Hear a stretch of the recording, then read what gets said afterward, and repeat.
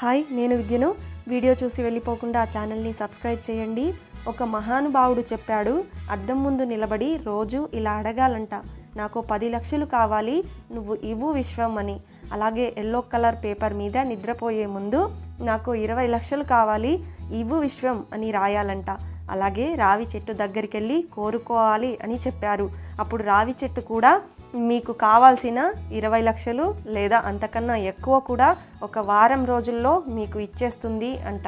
అలాగే ఇంకో మాట కూడా తరచుగా అనాలి అన్నారు, thank you money, thank you విశ్వం అని. అంటే మనం ఎంత డబ్బు అడిగినా ఈ విశ్వం ఇచ్చేస్తుంది అన్నారు. ఒక అద్దం, ఒక ఎల్లో కలర్ పేపర్, ఒక రావి చెట్టు, ఈ 3 ఉంటే మనం అడిగినంత డబ్బులు వచ్చేస్తాయి. ఈ 3 ఉంటే చాలు, ఇంకా ఏ పని కూడా అవసరం లేదు, డబ్బు వచ్చేస్తుంది.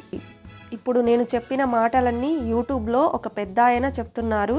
ఈ మధ్య ఇవన్నీ చాలా వినిపిస్తోంది యూట్యూబ్లో. ఇదంతా వింటుంటే నాకు బాగా కోపం వచ్చింది. మీకు విషయం చెప్పనా, ఈ విశ్వంలో ఒక రోజుకి ఎన్నో వేల మంది తిండి లేకుండా చచ్చిపోతున్నారు. ఎన్నో లక్షల జంతువులు ఆహారం లేకుండా రోజులు గడుపుతున్నాయి. ఎంతోమంది కనీసం నిద్రపోవడానికి సరైన వసతి కూడా లేకుండా ఉంటున్నారు. ఇంకా ఎన్నో కష్టాలు ఈ విశ్వంలో ఉంటోంది. అవన్నీ మీరు నమ్మే విశ్వానికి తెలీదా? థ్యాంక్ యూ విశ్వం అని రోజుకి 10 సార్లు చెప్తేనే మీ విశ్వం కనికరం వచ్చి మీరు అడిగింది ఇస్తుందా? మీరు నమ్మాల్సింది విశ్వాన్ని, ఈ మూఢనమ్మకాలని కాదు.